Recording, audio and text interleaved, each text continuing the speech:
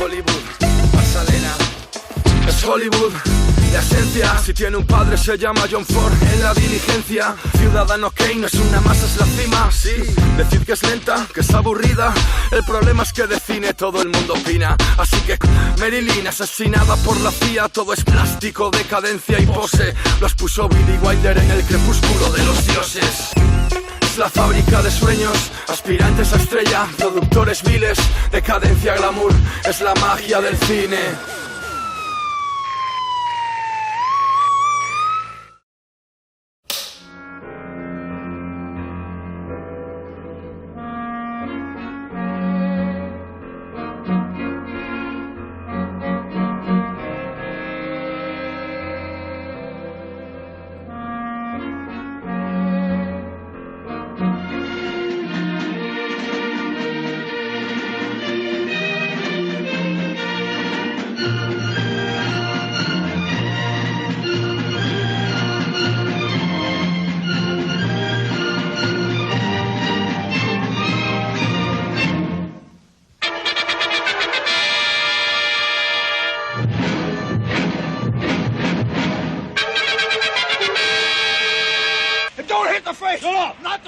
Gazzo wants the 200 now. Yeah? I'm broke. Honestly, I'm broke. Mr. Gazzo says I should get the 200 or break your thumb. You understand? Please. Huh? Please.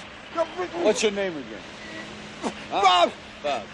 Listen, Bob. Listen, Bob. You want to dance, you got to pay the band. You understand?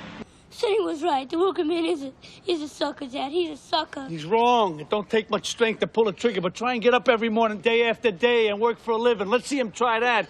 Then we'll see who's the real tough guy. The working man is the tough guy.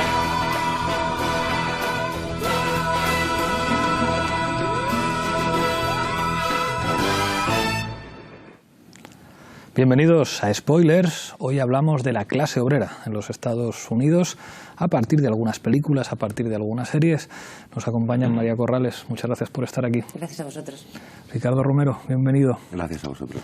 Y Jorge Moruno. Muchas gracias. Bueno, parece que las clases sociales han vuelto a ser un elemento, digamos, que opera en los análisis políticos. Esto en Estados Unidos ha tenido mucho peso en la victoria de Donald Trump, pero también en el surgimiento de la figura de Bernie Sanders. Os quiero preguntar que hagáis, digamos, como unos comentarios sobre el estado de la situación de la clase obrera en el cine y en las series. María. Pues yo creo que en realidad en lo que serían las series actuales y digamos así más mainstreams que tratan un poco el tema de la clase obrera, o el trabajo en sí, o sea, el trabajo en cualquiera de sus modos. Creo que de hecho hay una reflexión sobre el obrero o el trabajo más allá del obrero, es decir, más allá del trabajo que el capital considera que tiene valor y por tanto le asigna valor y se considera como aquello que fundamenta, ¿no?, la identidad del obrero históricamente.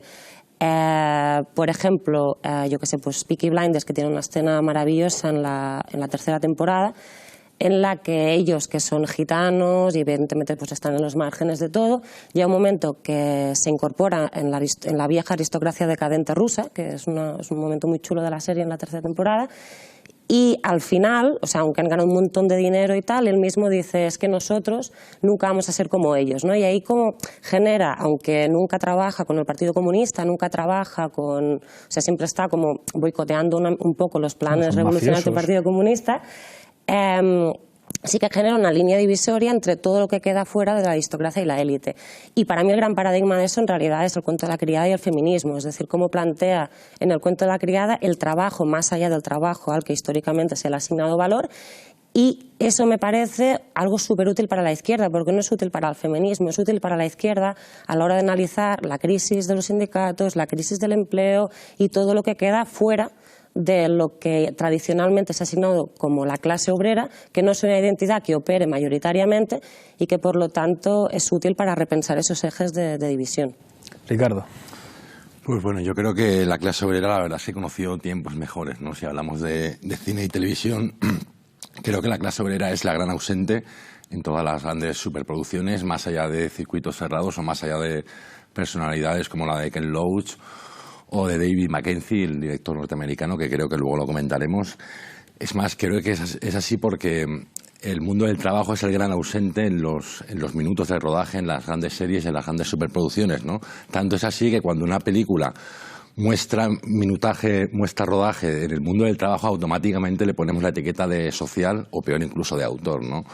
Yo creo que bueno, si lo comparamos, por ejemplo, con los años 70, estamos a años luz y es una pena, ¿no? Porque al final es la gran invisibilizada, tanto en el cine como en las series como en publicidad. Si nos metemos ya en publicidad o televisión ya es para ponerse a llorar, ¿no? Moruno.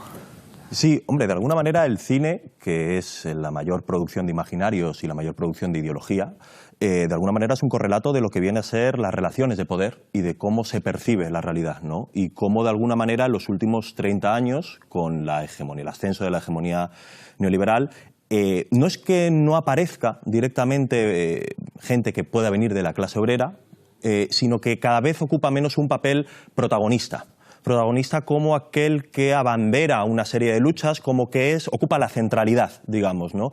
Aparecen, seguramente me equivoco y las hay, pero creo que en el cine más de Estados Unidos aparecen más como cierta descomposición, ¿no? Antes hablábamos un poco de Florida Project, Peaky Blinders, de no tanto como actor protagonista, sino claro, cómo se viene abajo y toda la descomposición y cómo se va degradando. Quizás puede ser diferente en el cine francés. Ahí tenemos toda una larga historia de recursos humanos, Arcadia, 4 días, 3 noches, donde todavía sigue manteniendo un fuerte perfil social, ¿no? Digamos. ¿Qué escena nos traes preparada? Pues yo traigo una escena de una película mainstream, digamos, pero que creo que tiene algunas cosas interesantes, que es Trabajo basura. Y creo que muestra, de alguna manera, expresa el proletariado contemporáneo a través de la figura de la camarera. Vamos con ella.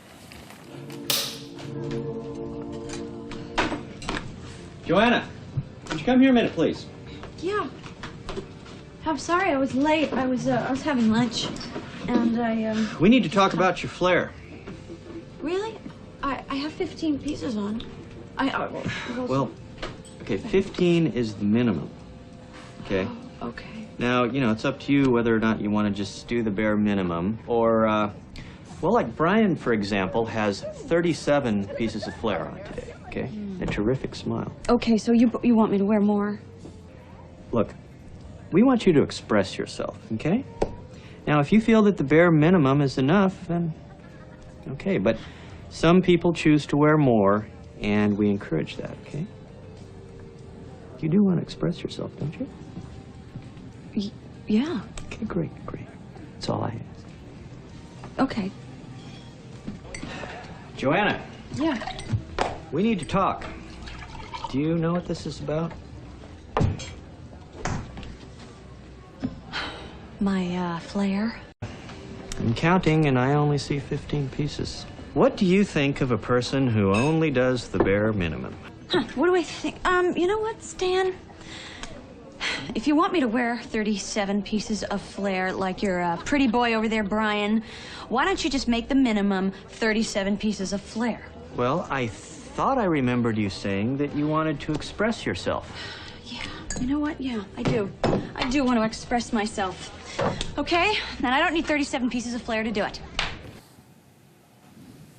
Yo creo que tiene varios contenidos interesantes. Primero, sector servicios y feminización del trabajo. Segundo, una nueva forma de dominio político sobre la fuerza de trabajo que tiene que ver con esa idea de poder envolvente, ¿no? Lo que cuenta Slavoj Žižek del padre posmoderno, aquel que convence al hijo, que no le obliga a ir a ver a la abuela, sino que le convence diciendo, ¿de verdad que no quieres ir a la abuela? Yo lo único que quiero es que te expreses libremente, ¿no? Lo cual significa que muestres lo que vendemos en este local, que no es solo comida, que es la experiencia alegre y feliz de venir a este sitio. Y por último, me gusta mucho la imagen de mostrar a la clase trabajadora, no tanto glorificando al trabajador en tanto que trabajador, sino en su rechazo al trabajo, en su rechazo a ser mercancía y a decir, ahí te quedas, no voy a soportar esta miseria. Es decir, que hay esperanza en el sentido que hay resistencia. A mí me sorprende mucho porque Yo había elegido esta película también, ¿no? Y me choca que un postobrerista como Moruno y un obrerista clásico como yo hubiéramos pensado en la misma peli. Creo que es una película maravillosa, ¿no? Creo que es una película que desde el humor, desde lo frívolo, desde el sarcasmo, tiene un mensaje súper potente. Además, creo que es una película profundamente revolucionaria porque el final me encantó. Estamos en spoilers, puedo hacer spoiler. El final me encantó, ¿no? Porque son tres tipos que están asqueados de trabajar en esa oficina y al final la moraleja es que él se va a currar con su vecino, que es un trabajo al aire libre, un trabajo físico, creo que es albañil o está ahí cargando como escombros, ¿no? Y la moraleja es, bueno, aquí me pega el sol, estoy al aire libre, me pagan medio bien, ¿no? Y no tengo que aguantar Y creo que en ese sentido rompe un poco la dinámica esta de trabajador de cuello blanco versus trabajador de cuello azul, ¿no? Y apuesta por el obrero proletarizado, ¿no? Por el que se mancha, por el que se ensucia, como diciendo, oye, que igual esto que nos han vendido de la oficina es una mierda. Y yo, desde luego, mi experiencia yo no cambio mi trabajo de soldador por esa oficina en la que vive esta gente, ¿no? En la que sufre y malvive esta gente. A mí la escena esta, la verdad que me pareció súper buena, o sea, en el sentido de quizá en un momento, ¿no? En el que pues se ha hablado mucho de la crisis que tienen los sujetos políticos de expresarse en tanto que obreros, ¿no?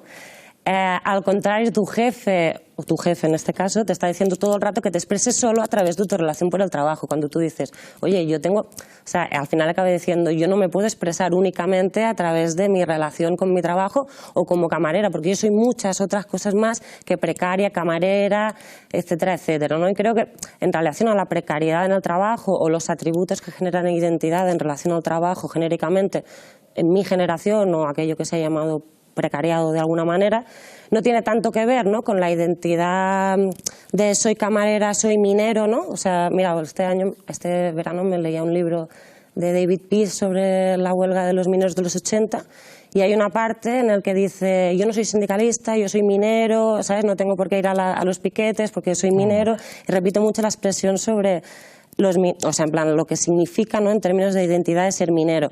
Pues esta escena creo que te está diciendo todo lo contrario, es decir, yo no estoy orgullosa de ser camarera, o sea, yo soy muchas otras cosas, tengo muchas más subjetividades, me expreso de muchas otras maneras, incluso en un momento dado me he imaginado, joder, qué coincidencia entre el jefe y el señor con el libro de más que te dice, exprésate como obrero, exprésate como obrero, exprésate como obrero, y me parecía como un paradigma muy divertido. ¿Sabes? Aquí hay un debate en el que quiero entrar y por eso he traído una escena que no es de una película americana, que es de una peli mítica para analizar a la clase obrera, la de Elio Petri de la clase obrera Valparaíso.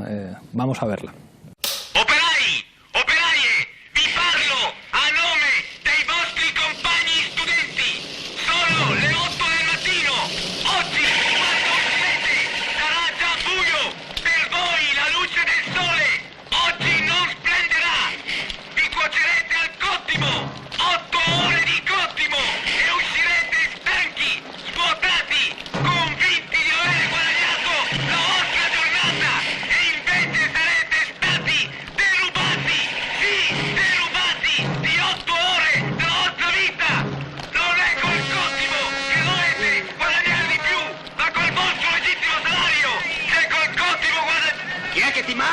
Ma perché non torni all'università a studiare? 10 milioni di lire in più! Loro i padroni ne guadagnano 100! Operai! Voi state entrando nel carcere! Oggi, dopo 8 ore di lavori forzati, uscirete e sarà buio! Per voi il sole oggi, la luce del giorno oggi non splenderà! Operai! Per spezzare l'unione tra padroni e sindacati vi proponiamo la formazione di comitati unitari di base! Para mí esta escena contiene muchísimas cosas. La música de Morricone, que si no has visto las películas en las que Morricone hace cine, no te suena a Morricone, pero a Morricone le dicen una música que suene a Fordismo y hace esto y suena a Fordismo. Tiene esa crítica a la fábrica fordista que casi yo creo que no se veía desde tiempos modernos. Tiene el cuestionamiento de la ética del trabajo, el cuestionamiento del sindicato, pero al mismo tiempo no deja de ser un grupo de estudiantes de extrema izquierda con megáfonos diciéndole a los obreros que hay que ver lo terrible que es la alienación del trabajo. Esa tensión entre ética trabajista y la reivindicación de la propia identidad obrera es una tensión permanente en la lucha de clases con el rechazo del trabajo precisamente como, digamos, como tarea alienante, como tarea que te arrebata no solamente el producto de tu trabajo, sino que te arrebata tu propia subjetividad. Yo creo que eso es una tensión constante en el movimiento obrero, pero también en sus representaciones a través del cine. Por eso mencionaba Tiempos modernos, donde Chaplin critica la cadena de montaje. Sí, yo creo que bueno, la escena es maravillosa. Yo, si me vais a permitir ser un poco polémico, lo que veo ahí es un conflicto de clases, ¿no? Entre los trabajadores y los estudiantes. Creo que lo que de alguna manera quiere poner encima de la mesa el director es decir, bueno, es muy fácil gritar abajo del trabajo cuando llegas a casa y tu mami tiene y tienes la cena encima de la mesa, ¿no? Y bueno, creo que esa escena también simboliza muy bien ese divorcio en las últimas décadas entre lo que es la izquierda política y la clase obrera, ¿no? De alguna manera, desde hace algunas décadas parece que la izquierda parlamentaria o la izquierda política no consigue conectar con el mundo del trabajo. Claro, el problema no es el discurso en sí, el discurso es maravilloso, abajo el trabajo, estás alienado, tu vida es una mierda. El problema es desde dónde se dice ese discurso. Ese discurso, mientras se diga desde fuera, no va a funcionar. Ese discurso funcionaría, o ya veríamos si funcionaría, si se hace desde dentro. Tiene que ser otro trabajador el que le diga a otro trabajador, oye, esto es una mierda, la vida que tenemos. Mientras ese discurso se grite desde fuera, es como, tío, o sea, que vienes a contarme, ¿no? Y creo que ahí muchas veces ese es el problema de la izquierda política, que no consigue conectar con la clase obrera porque las distancias son a veces insalvables, ¿no? Yo diría dos cosas. Una, que has hecho una crítica a la vanguardia, aquel que desde fuera tiene un conocimiento que se lo instala al obrero. Y diría también que la escena parece eso, pero lo consiguen. Es decir, el caso italiano, que no se puede desligar de todo un derrumbamiento de lo que se llama la sociedad de la disciplina, que va desde los derechos civiles en Estados Unidos, Argelia, en el 61 tiraban a los argelinos al Sena, cómo se derrumban de alguna manera los pilares sobre los cuales había levantado todo un modelo de sociedad desde los años 40 y que colapsa por distintas razones en los años 70. Es en Italia, de alguna manera, el epicentro de aquello que creo que era Negri, que llamaba la pequeña guerra civil italiana, ¿no? Que va del 69 al 77 con una serie de transformaciones. Lo curioso, y en la película sale, es que finalmente, tras años de ir a la fábrica y demás, al final, por una serie de problemáticas, les sale. Y en la fábrica más grande del mundo, que es la Fiat, los obreros deciden dejar de trabajar. Eso inicia una espiral de huelgas que es un multiplicador. De hecho, por ejemplo, en el 73, los jóvenes proletarios de las fábricas de repente cierran todo, ponen una pancarta y dicen ahora mandamos aquí nosotros. Y a partir de ahí se desata toda una tendencia que salen de las fábricas y unas mezclas extrañas entre estudiantes, obreros de la fábrica, que dan lugar a lo que a mi parecer ha sido, creo que es el último asalto a los cielos. Es decir, la última generación que realmente se creyó que querían el comunismo aquí y ahora, no como un horizonte de futuro, a ver si ya lo alcanzamos aquí y ahora, vivirlo aquí y ahora y derrumbar los pilares del capitalismo. Y creo que no ha vuelto a haber otra generación que haya puesto en tela de juicio a todo un Estado, que sacaron los tanques. Y en relación a lo que decía Ricardo, o sea, creo que incluso en el cine, hay los exponentes de esto en gran parte son, por ejemplo, la Nouvelle Vague. O sea, quiero decir, cómo intentando hacer Pero cómo cine, fracasa también. Claro, cómo fracasa, por lo que tú decías. O sea, intentando hacer cine que en sí mismo, en forma, contenido, etcétera, etcétera, es revolucionario. Se me ocurre que además esa escena es parecida, por ejemplo, en la película de Todo va bien, que hay un momento en el que están los del Partido Comunista vendiendo los libretos dentro de un supermercado y están los situacionistas como robando en el supermercado. Es una escena súper chula. Pues, o sea, en ese distanciamiento cultural entre la manera de hacer cine, que nunca llegó a las masas o nunca cumplió su cometido, porque no empatizaba. O sea, quiero decir, tú le hablas desde una élite, desde, pues eso, quiero decir que teorizas, una cosa que le pasa mucho al arte moderno y al arte contemporáneo en general. O sea, teorizas respecto a la revolución en la forma, en cambiar el arte en sí, cuando eso, mira lo que comentábamos antes, no penetra, porque al final lo que penetra es una buena historia, que tú empatices, de dónde denuncias y desde dónde denuncias, en qué momento, con qué gente, que está pensando en tu gente y cómo constituís un nosotros contigo, ¿sabes? Es que es complicadísimo porque además Godard se dio cuenta de eso. Sí, se da cuenta y de se que ellos estaban autocritica, hablando sí, un sí. élite y ¿qué hace? Sí, sí. Hace lo peor que puedes hacer, coge las cámaras, se va a las fábricas y pone a los obreros a Grabar filmarse vosotros. hacia sí mismos. Sí mismos. O sea, cine directo completamente y claro, esas películas no funcionan No hay quien lo porque vea. un obrero no sabe sacar un plano, porque no hay historia, porque es un disparate de película, ¿no? Que al final es dramático hablar desde una élite o desde una vanguardia y si pones, claro, al final Bueno, es si te complicadísimo. autoflagelas por como- serlo, aún es peor, ¿sabes? Quiero decir. Y vuelve un poco al redil con todo va bien, ya con actores, con estrellas de Hollywood, con un guión, bueno, que hoy día podría ser vanguardia, pero en aquel momento era, pues bueno, dentro de los ciertos parámetros asumibles para un gran estudio. Y el pobre Godard es que se dio en todo lo que intentó, se dio de bruces en todos los... Probó vanguardia, probó poner a los obreros a hacer cine. Y...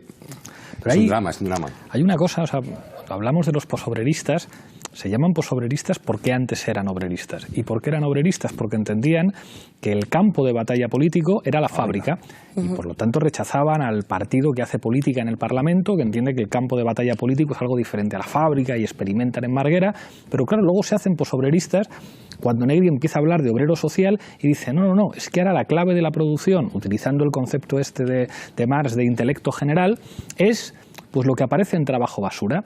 Es, digamos, elementos más emocionales en los que lo más importante es la motivación ideológica del trabajador. Es decir, la clave de Jennifer Aniston en esa película es mucho más importante su motivación, los flyers que se pone, la manera de expresarse, digamos, como que la ética de la empresa y el estilo de la empresa esté dentro de ella, que el trabajo de mierda que tiene como camarera. Y eso, de alguna forma, permea las estructuras de clase en una parte, digamos, de los sectores productivos. Es como el teleoperador tiene que estar motivado, el camarero tiene que estar motivado e identificarse con los valores de la empresa. Entonces, claro, todo eso hace que se pase del trabajador, que es un engranaje más en la máquina, es decir, tu trabajo es darle a una especialización concreta, no sé qué, a que toda tu subjetividad, lo que tú eres, lo que tú piensas, cómo vistes, entre de alguna forma en la lógica de la empresa. A ti no te pagamos para pensar, ahora a ti te pagamos para que pienses mucho. Es más, vas a pensar todo el día. Cuando estés paseando con tu hija el fin de semana,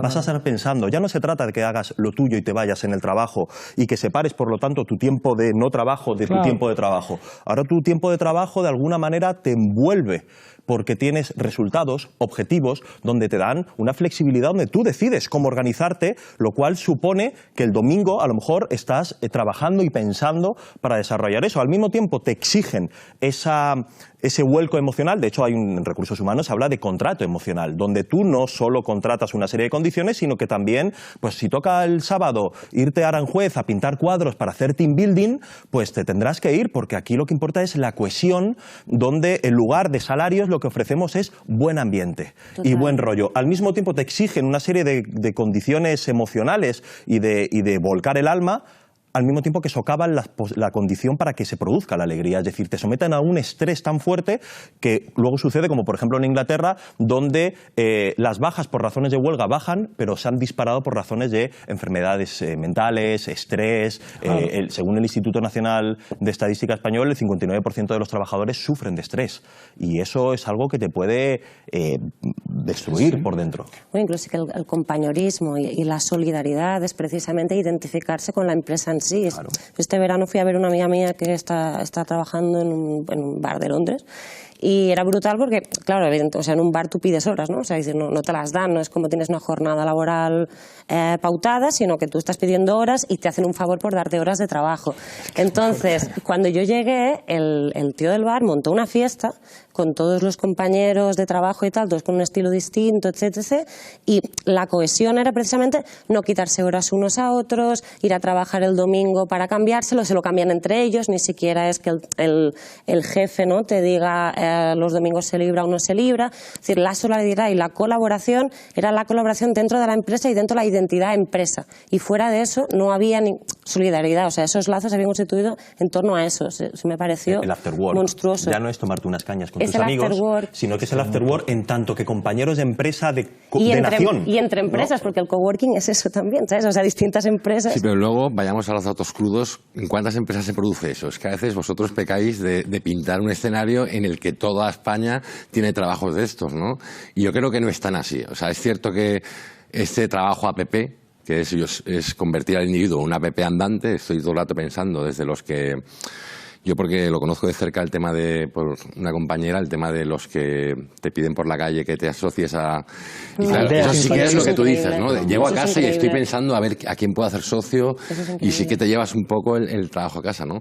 Pero luego no sé, o sea, yo enciendo las noticias y veo a los trabajadores de Cádiz, veo a las pelis, veo a los riders, que sí, que hay mucho estrés, que hay mucha precariedad, que se parten los horarios, que se ha roto la semana, ¿no? Porque hace unos años el trabajador era el trabajo de lunes a viernes y el fin de semana era para descansar, ¿no? Eso ha saltado por los aires completamente, que viene de ciudades como Londres y demás, que es una auténtica locura. Yo cada vez que voy a Londres es que la gente... Pues igual son solidarios eso a la hora de no cogerse horas en el trabajo, pero luego por el metro ni se tocan, ni se saludan, ni no es un poco ahí como una distopía real, ¿no? Y no sé hasta qué punto ese mundo laboral que planteas en tus libros, que he leído y que recomiendo, ha llegado ya, ¿no? Porque luego en el libro con Arantxa pues entramos a los datos crudos, ¿no? Y, por ejemplo, el tema de trabajo. ¿Cuánta gente trabaja en comunicación? ¿Cuánta gente trabaja en informática, ¿no? En este mundo de las ABPs, en este mundo del precario intelectual? Y luego hay más gente que trabaja en ganadería y pesca, ¿no? O sea, que a veces es... El 71% de la fuerza de trabajo europea trabaja en el sector servicios. Sí, pero es que el sector servicios metemos a un fontanero. Escucha, en el sector servicios metemos a un fontanero y un electricista, que es el que llamas. Que no tiene nada que ver con el mundo ese que hemos visto en la escena de la camarera, ¿no? Que al final el fontanero es sector servicios puro y duro, pero llega a casa, te arregla el baño y bueno, sí, pero no es el falso autónomo de los riders, por ejemplo, ¿no? Que yo ahí sí que diferenciaría entre un electricista o un fontanero que es autónomo con el falso rider, o sea, con el falso autónomo de los riders o este tipo, o los que hacen lo de los que piden que te hagas socio a pie de calle, ¿no? No sé hasta qué punto ese mundo tan catastrófico que pintáis a veces ha llegado realmente. Bueno, uno tiene que mirar también la tendencia de cómo... Sobre todo, pero yo creo que no es una pelea por ver, digamos, quién tiene la centralidad. O sea, yo la última vez que estuve en Valencia me montaron una reunión con colectivos sociales vinculados al trabajo y era terrible porque había representantes de muchos colectivos, había un estibador. Había uno de los riders que van en bicicletas. Los taxistas, bueno, sí, la gente estaban los más taxistas, precariedad, pero... estaban los pensionistas, estaban los trabajadores públicos. Entonces decías, es impresionante que mantengáis solidaridad entre vosotros, pero no tenéis nada que ver. O sea, claro, con sectores tan dispares y tan... Completamente, todos con sus conflictos, todos con sus realidades problemáticas, pero la historia del pensionista, que normalmente, digamos, trabajo asalariado, con carácter fijo y no sé qué, a mí el que me producía pavor era el rider, es decir, es que no se puede estar peor, o sea, lo que os están haciendo a vosotros es un crimen. Son microemprendedores que están tomando las riendas de su futuro. Eso me dijo a mí un puyo. Me dijo, no son precarios, son microemprendedores. Y dije, ¿perdona?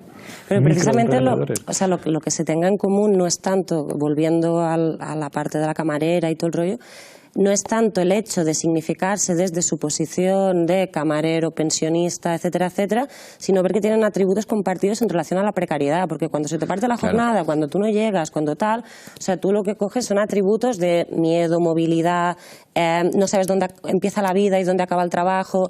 Entonces, al final, no es que te identifiques como trabajador, sino que esa forma de entender el trabajo transversaliza todo lo que tiene que ver con tu vida, y esos son los atributos desde los cuales seguramente tú puedes construir solidaridad. Claro, y al final no es tanto si tú tienes un trabajo ABP y yo tengo un trabajo más clásico. No, a mí lo que me interesa es cómo se crean lazos de solidaridad, cómo las huelgas siguen funcionando, cómo en sectores aparentemente postmodernos como puedan ser los trabajadores de Amazon les han montado una huelga de 3 pares de narices, ¿no? Eso es lo que me interesa, ¿no? Se está montando una huelga a nivel europeo, lo cual es bastante interesante porque operan al misma escala que opera la empresa.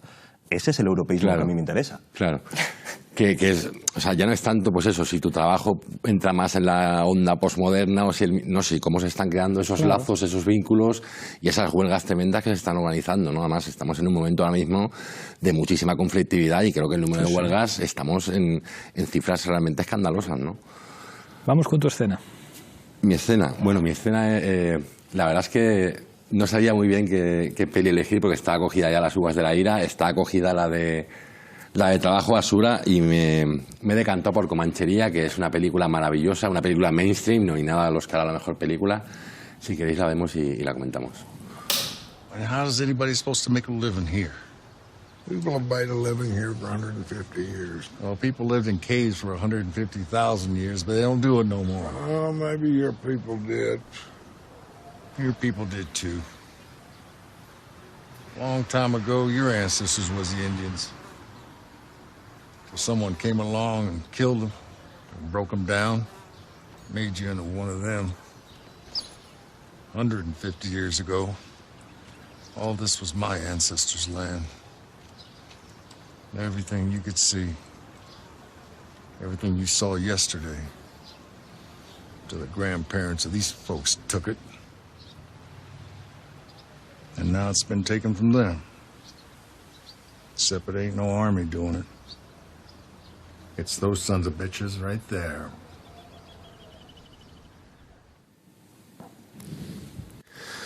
Bueno, he elegido Comanchería porque, bueno, es una película maravillosa, porque me interesa mucho su director, David Mackenzie, es el director de Damnation, que creo que luego la vamos a comentar, es el director de Convicto, que es uno de los mejores dramas carcelarios de los últimos tiempos, y bueno, si no la conocéis, es dos hermanos a los que su madre es desahuciada por el banco y ellos básicamente se dedican a atracar bancos, además solo de ese banco, no cualquier banco, solamente el banco que ha desahuciado a su madre y la ha dejado en la calle.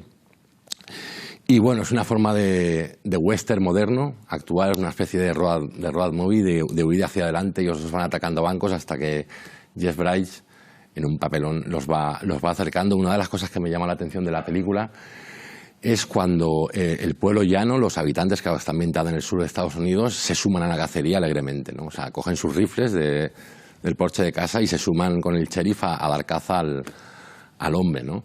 Porque roba un banco. Porque ha robado varios bancos en la zona, ellos, ¿no? Eso yo es que no la he visto, pero por lo que comentas y lo que tal, esa jauría que va, ¿no?, al final buscando a los otros a tiros es un poco como la ambivalencia de la multitud, ¿no? Un poco como la multitud de los Simpson, que va con antorchas a quemar y alguien les convence y hace un poco lo contrario. Sí, como la vida de Brian, ¿no? Claro. Sigamos a la calabaza, sigamos a la zapatilla. Entiendo que ahí lo que está diciendo el hombre es... estos son colonos de otra manera, que nos están colonizando a través de la financiarización de la economía. Lo que pasa es que no sé si se puede robar un banco hoy en día, si hay dinero en un... Claro, además, lo que dice en esa escena es muy interesante, ¿no? Porque dice, pero aquí la gente de qué vive. O sea, hay una ferretería en la que cuesta el triple que en cualquier cadena de supermercado, ¿no? Y ahí también plantea una dicotomía entre el mundo urbano y el mundo rural, ¿no? Porque al final, en el mundo en que vivimos, parece que el mundo rural se va al carajo, ¿no? Y no podemos, parece que no podemos hacer nada, ¿no? Y bueno, en nuestro país es dramático, ¿no?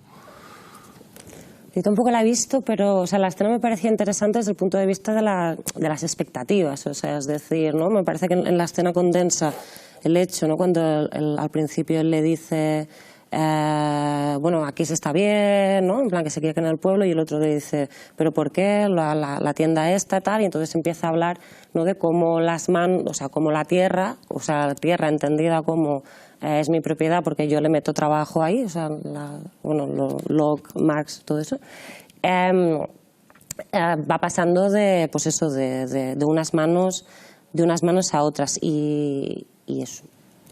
Espero que tú la hayas visto. Sí, hay una escena que creo que puede ayudar, que es la escena del desahucio, del intento de desahucio en las uvas de la ira, digamos sobre, que yo creo que esto en Estados Unidos cuesta mucho, identificar a un enemigo que en cierta medida es abstracto, como un banco. Vamos con esa secuencia.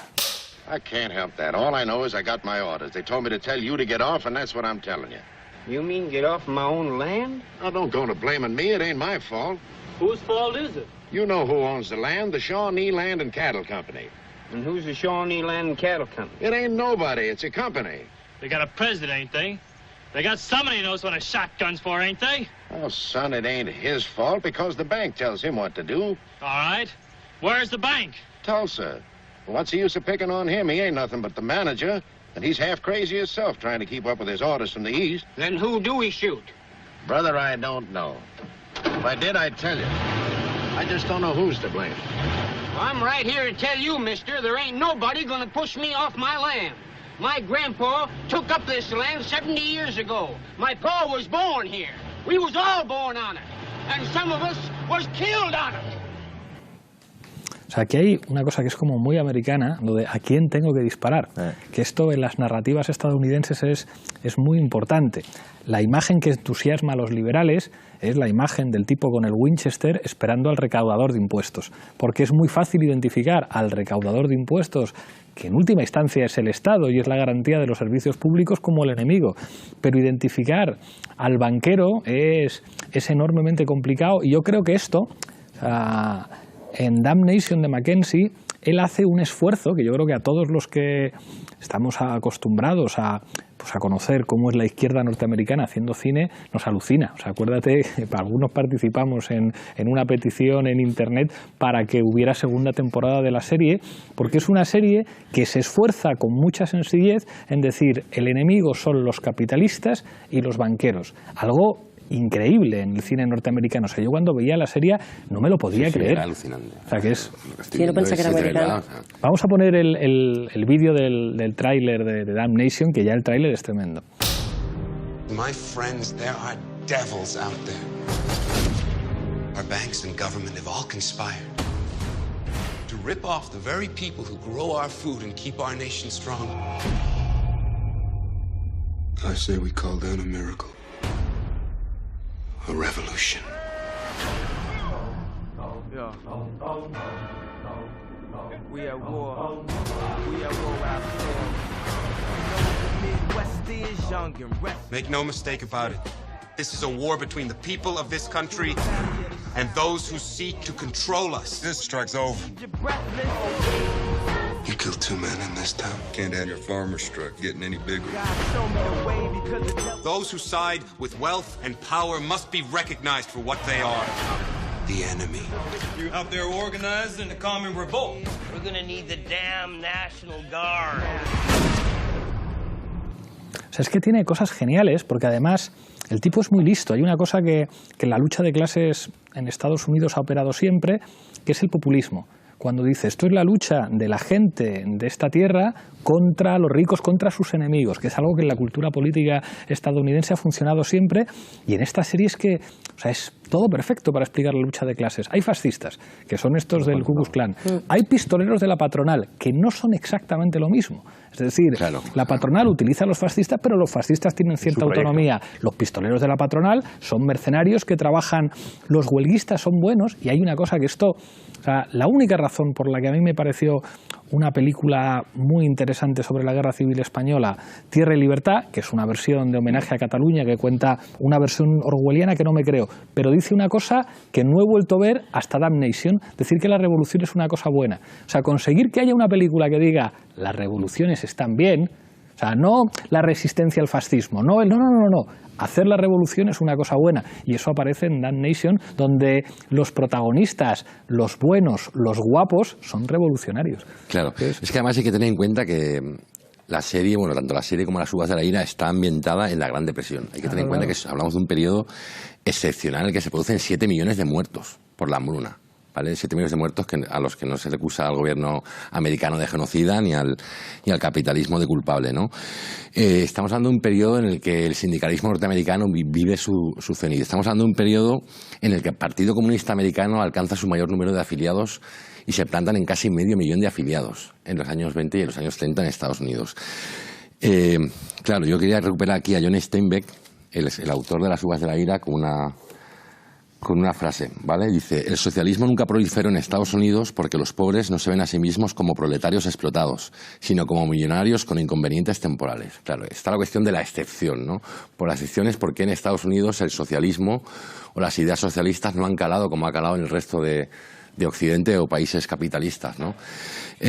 La escritora anarquista Sharon Smith aborda esta cuestión y enlaza con lo que tú decías. ¿Por qué el socialismo no ha calado como en Europa? Y habla de la cuestión de la patronal, de la violencia salvaje que ejerce la patronal. Estamos hablando de matones que se dedicaban a reventar, o sea, no ir a reventar la huelga, sino a eliminar físicamente a los líderes sindicales y a los huelguistas.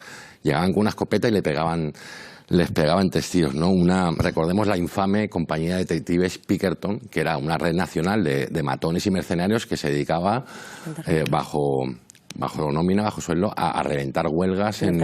Hay huelga del acero y mandaban a gente a eliminar a los Y claro, esa represión salvaje, pues, bueno, en connivencia total con las fuerzas y cuerpos de seguridad, con el sheriff de turno, con el sheriff local, como se ve en Damnation, además acompañada de una impunidad total y completa, pues igual justifica esa excepción, ¿no?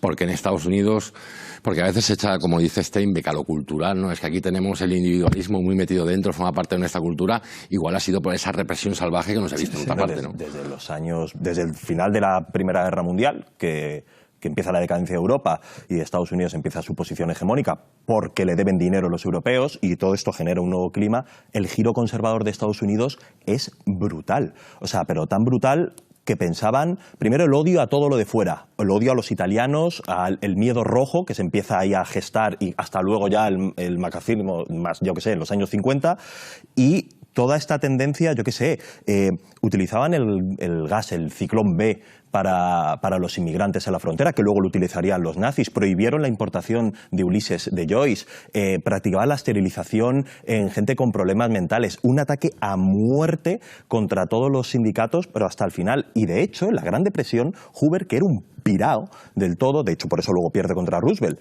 el tipo ofreció $45 millones para salvar al ganado. En cambio, no ofreció $25 millones más para salvar a los campesinos, porque se lo merecían. Y ahí estuvo la marcha del hambre de los obreros en Detroit, que los mataron a tiros, la marcha de los veteranos de la Primera Guerra Mundial, claro, que los recibieron a tiros, porque pedían parte de su jornal y demás, y los recibieron a tiros, hasta que no llega Roosevelt. Y ahí se inicia otro ciclo de movilizaciones brutal, el más importante de Estados Unidos. Y el pacto social. Y el paro se acaba con la guerra, ¿eh? Claro. Es que estamos hablando de movilizaciones en las que mandan a reprimir a la Guardia Nacional, al Ejército, ¿no? O sea, tengámoslo un poco en perspectiva. De la serie me había quedado con los dos elementos que tú planteabas también. O sea, que me parece muy interesante en un contexto en el que normalmente la izquierda se suele posicionar como en posición de resistencia frente al neoliberalismo o la globalización, sea una resistencia en clave nacional, sea una resistencia en clave de aguantar las conquistas laborales que se han ganado hasta X momento. Esta disputa la idea de progreso, o sea, quiere decir, desde el primer capítulo, el cura, no me acuerdo, o sea, bueno, no me acuerdo, el cura, el párroco, hace un discurso en el que disputa la revolución como idea de progreso. Cuando en el último hay un momento en el cuando le hacen leer, ¿no? Cuando tiene que claudicar para salvar a su mujer, que le hacen decir viva el progreso en favor de Henry Ford. Hay un momento que dice una frase que me pareció brutal, que dice: ¿quién necesita a Jesucristo teniendo Henry Ford? ¿Sabes? Teniendo a Henry Ford. Pero él lo dice, o sea, posiciona todo el rato o sea, primero la revolución y en plan a Jesucristo como un revolucionario, etcétera, etcétera. Como idea de progreso de América podría haber sido otra cosa, ¿sabes? O sea, no tenemos por qué resistir, podemos hacer otra cosa, construir un horizonte nuevo. Y Henry Ford, o el Fordismo en ese momento, que estaba disputando lo mismo desde otra vía. Y lo que decías del populismo, en ese discurso también es muy chulo cuando llega un momento que dice: esta es una tierra de forajidos, marginados, prostitutas y bastardos, ¿sabes? Y dice, pero somos nosotros los que estamos luchando por el alma de esta nación, que es una cosa también muy americana, de cómo volver a sus inicios, como en Gangs of New York, ¿no? Que te cuenta cómo New York la formaron prostitutas, bastardos, no sé qué, tal, ¿sabes? Ahí hay un elemento también, o sea, como hay algo de cenetista en el tipo, es decir, de esa CNT que muchas veces tenemos identificada con la Cataluña industrial, pero hay una CNT de la Andalucía rural, que es una CNT que tiene que hablar con términos religiosos porque son los instrumentos culturales de los campesinos, y que en realidad es poner a Jesucristo de tu lado, digamos, en una pelea cultural. De hecho, o sea, hay elementos que se ven en la serie que recuerdan en muchos aspectos a ese tipo de anarquismo. Es que si no tienes esa fe visceral, no haces eso, no eres capaz. Hay un libro... con su socialismo aquí ahora. No, claro, pero me estaba pensando en el libro de Ramón de Sander, el de Siete Domingos Rojos, que narra la huelga salvaje en Madrid de la CNT en el 31, creo que es. Y la manera en la que son los personajes, lo muestra de manera humana, es esa fe visceral, esa creencia. Por eso están dispuestos de alguna manera a matar y a morir, y les da igual morir, porque de alguna manera lo están haciendo por algo que les supera, ¿no? Que se llama el comunismo libertario, lo que le pongas. Y esa concentración de, por un lado, podríamos decir, de bondad, riesgo, de ponerlo todo en cualquier momento, ha sido para mí y esto ya entramos en la historia española, para mí ha sido una de las mayores tragedias que se ha perdido ese espíritu, porque claro, lo laminaron. Eso acabó... Pero lo que es muy interesante en la serie es cuando los campesinos, los aceros van a la huelga, se arman. Claro. Cuidado, o sea, se arman para defenderse de los matones contratados por la patronal. Como en Casas Viejas. Es decir, en Casas Viejas. Sí, sí. Y la huelga de octubre en Asturias del 34, que tenemos como algo excepcional que los obreros tomen las armas en Estados Unidos en esta época era algo habitual. Bueno, para ganar el golpe del Nacional 19. Está en la Constitución. Bueno, está en la Constitución. Pero que allí, está a la orden del día porque tenías que defenderte de los pistoleros que te mandaba la patronal y era una cuestión de tú o yo, ¿no? O sea, de vida o muerte, ¿no? Que le pregunten a los hermanos Badía. Totalmente. Tu escena, María. Bueno, yo he traído una escena del Gran Torino, que me parece una película súper relevante en el contexto político americano, y no solo americano, sino un poco para entender los nuevos populismos de derechas, como se ha llamado, porque la película se emite justo en 2008, que es cuando empieza la crisis económica, cuando Obama gana las elecciones, y me da la sensación que Clint Eastwood estaba diciendo en esta peli, mira, yo que te hablo, yo que soy el exponente del blanco americano, te voy a decir los elementos que tienes que hacer para que esto no pase, y que no se hizo, y me parece que esto tiene los elementos de esta peli. So, what do you want to do with your life, kid? Well, I was thinking about maybe sales. Sales, huh? My oldest son is in sales. Does he do well? Oh, yeah. Licensed to steal. I work in the Ford factory for 50 years, and he's out selling Japanese cars. You made cars? Yeah. I put the steering column in this Gran Torino in 1972, right on the line. Oh, you are old. So cool. Yeah. So you want to be in sales? You thinking about going to school, maybe? Kinda, but school costs money. Well, maybe you should get a job. You can't just sit there and spread mulch in my garden the rest of your life. Well, maybe you could just pay me. Yeah, very funny. Well, what kind of job could I ever get? Yeah, you're right. Nobody'd ever hire you. Yeah, no. Look, I'm just kidding, Zip. I mean, you get a job. You can get a job anywhere. Like what? Well, how about construction? Me? Yeah. Construction? Yeah. Do you have Alzheimer's or something? No. You can get a job in construction. I know people in the trades. Of course, I have to make a little adjustment, you know, man you up a little bit. Man me up? Yeah. Además, la película está ambientada en Michigan, donde las elecciones las gana Trump y las primarias demócratas las gana Bernie Sanders. Entonces me parece como súper interesante. Y bueno, creo que la peli, o sea, creo que esta escena condensa toda la película. Pero voy a plantear como los dos elementos que me parece que después Trump recoge en la retórica, que es la primera, pues la migración en los barrios obreros blancos, que son los barrios pobres, o sea, que al final son, o sea, los obreros los primeros que se tienen que enfrentar, ¿no?, al fenómeno de la migración, y siempre está la clásica, ¿no?, la clase media es progre y los obreros son racistas, pero es decir, son los que conviven con la migración cada día en sus barrios, y después la añoranza de un pasado anterior a la globalización, que es la caricatura, bueno, no es una caricatura, o sea, me parece como muy bien plasmado, del obrero fordista que no acepta o sea, que hayan entrado marcas nuevas, marcas extranjeras, nuevos tipos de trabajo que no son el trabajador manual, que ahí hay, o sea, esta película se tendría que estudiar desde el punto de vista de la masculinidad y el obrero, porque me parece, claro, total. O sea, toda la película además es como un tratado sobre la masculinidad. De la masculinidad perdida. Total, es buenísima. Y entonces, para mí la peli, y también por lo que es Clint Eastwood a posteriori, te da dos herramientas a la hora de analizar el contexto actual. La primera es que no se puede pensar al trabajador de forma segmentada, es decir, como si fuera una identidad compartimentada a la identidad nación, a la identidad barrio, a la identidad subjetividades varias, porque aquí lo que está hablando es la nación. O sea, quiero decir, yo estaba construyendo Ford, que era una empresa americana, y ahora está llegando gente de fuera a vender coches que me están expoliando a mí, o sea, el trabajo que yo había hecho de levantar el país, digamos. Entonces, el obrero en relación a la nación, que me parece fundamental. Y el otro es que no se puede, precisamente lo que decíamos en Damnation, que no se puede pensar la crítica a la globalización solo desde la resistencia, porque cuando la piensas solo desde la resistencia, pasa como en esta peli, que al final, ¿cómo encaja Tao, este personaje? Bueno, este personaje como que es el que representa, digamos, la migración, encaja porque se convierte en el obrero blanco, o sea, encaja porque se convierte en el obrero blanco que es Clint Eastwood y le enseña a hablar igual, le enseña a comportarse igual, ahora mismo le está diciendo si no haces trabajo manual eres bueno, o sea, como la idea de que si solo abogamos desde la resistencia de no perder derechos, de, yo qué sé, todo el debate que ha habido ahora con el decreto de la dignidad en Italia, al final nos quedamos en que la migración, las nuevas subjetividades y tal, tienen que adaptarse a las anteriores. Y eso no va a pasar. O sea, quiero decir, me parece completamente irreal.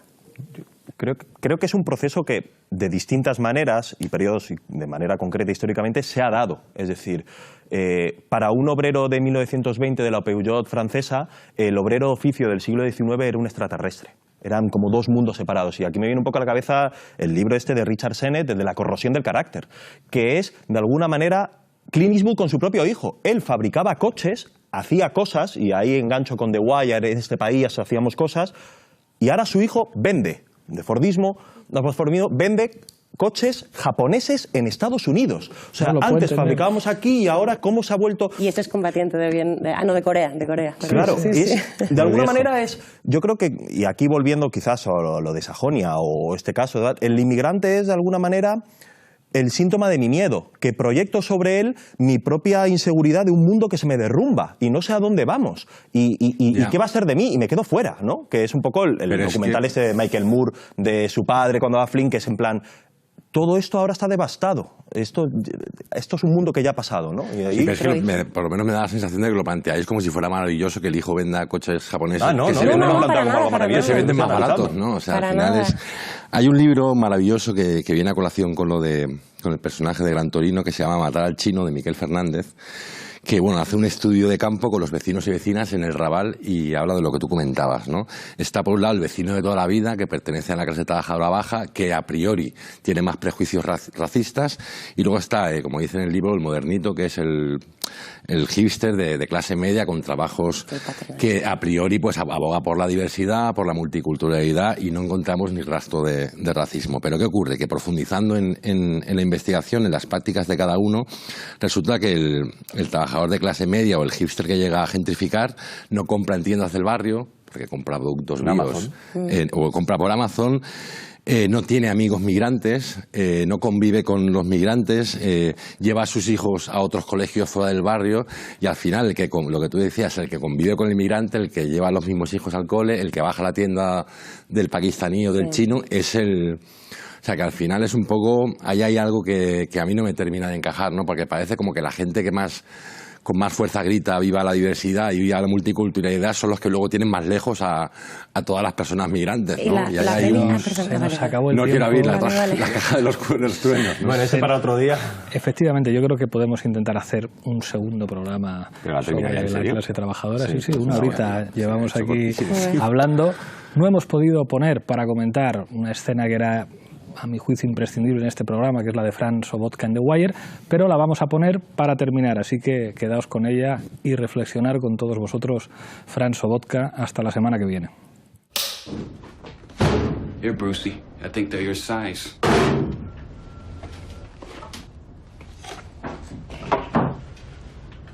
I'm operating under the assumption that because of your relentless diligence, the funding for the grain pier is going to pass the assembly. Thanks for waiting, Brucey. Frank, I shouldn't even be seen with you at this point. I just want to settle our business while we still have the chance. Frank. Because it ain't like I'm going to get my hands on a whole lot more cash for obvious reasons. Frank, the grain pier is dead.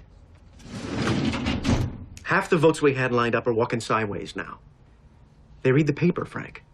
So what? So I'm dirty? The grain pier's still the grain pier, right?